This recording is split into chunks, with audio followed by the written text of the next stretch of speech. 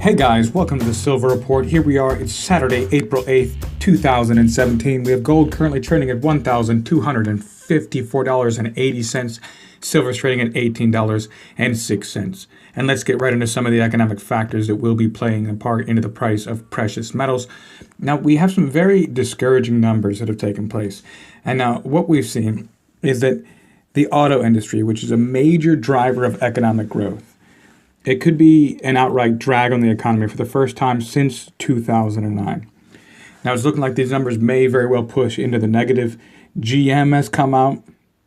Ford, we already reported on that, was saying that they were expecting some very dangerous results as a result of these used car numbers. But General Motors said a glut of used cars is going to return to the market after their leases expire. It's going to drag on their finance unit this year. And this is similar to the warnings that Ford put out, but it's also lenders, such as Ally Financial Incorporated. The prices of used cars in GM's financial leasing portfolio will decline about 7% this year. That is massive. The GM Chief Financial Officer, Chuck Stevens, he said with Analyst Thursday, the value of used GM vehicles have depreciated faster than expected in the first quarter. Particularly with crossovers, the prices will fall as much as 3% next year. Ford is already saying they have major concerns that they have cut their lending unit's profit forecast by $300 million. And so what we've seen, the National Automobile Dealers Association used vehicle price index, it plunged in February by most since November 2008. Housing, we're seeing some dangerous developments in housing. It may be about to go the same way. Mortgage rates are rising, which means the real cost of owning a home, it's already up dramatically in the past few years, is about to jump again. We also have stagnation of wages.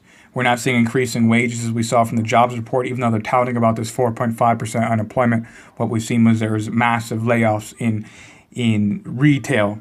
Now, speaking of retail, the troubles that are going on in the American mall industry are really about to begin to wreak some serious havoc.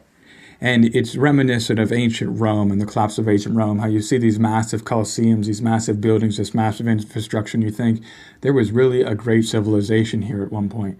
Similar to what you see in Detroit, where you go through and you have empty, abandoned skyscrapers. Imagine a city with almost 700,000 people, and you have an abandoned skyscraper. Nobody even wants to use it.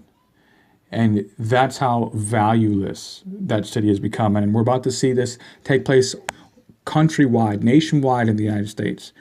There's a fresh round of distress signals and what we've seen in the retail industry just this week.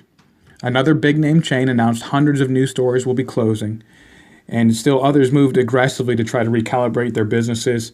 And what we've seen, Payless Shoe Source, we reported on it, filed for Chapter 11 bankruptcy. They went through with it.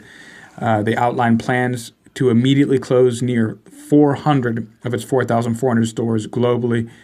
Now, this is a big one. Ralph Lauren, they're shutting down the Polo store. It's the latest step in some sort of massive cost-cutting effort. Big box supplies, staples, they're reportedly considering putting themselves up for sale. This is getting very dangerous, and what we're really going to be looking at is very similar to what happened to Detroit, only nationwide. We're seeing a serious contraction within the economy, not an expansion. It's amazing that keeps talking about this current expansion. When you really look at what's taking place, you're going to look at zombie stores, zombie buildings all around the United States. Who's doing better when wages are not increasing? And so the retrenchment comes. What we've seen, many have begun cutting back in their spending. It's sending ripples through the economy, all of these shutting down of retails. There's a wave of store closures by Macy's, Sears.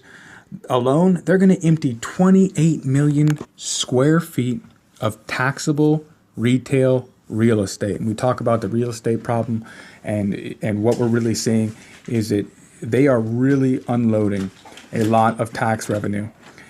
And what we've seen, those vacancies, they're very slow to fill, especially for major anchor stores. They're going to leave these shopping centers less hospitable to the chains that remain, feeding even more departures and job losses. This is going to be a massive collapse within the job industry. A lot of the jobs that have been created during what they call their expansion have been in retail. And it's spread even as the economy, they say, is growing stronger. The stock market keeps marching higher. What we've seen, Urban Outfitters just this week, they reported their current quarter to date. It's comparable to sales that are mid-single digit negative. It's really becoming clear the only source of future growth is going to end up being the government at this point. And it means that the Fed, they're going to have to reverse course soon. They're going to have to move off of their interest rate rises. They're going to have to begin to buy up the stock market. They're going to need to go and buy up whatever's left of the free market until the Federal Reserve ends up owning everything in this country. And that is exactly the way that things are going at this point. So don't let them lie to you about some sort of expansion. All right, thank you guys for joining me here on the Silver Report. If you like the content, be sure to subscribe, like the videos, share the videos, get the word out. I thank you guys so much for stopping by. As always, stay safe.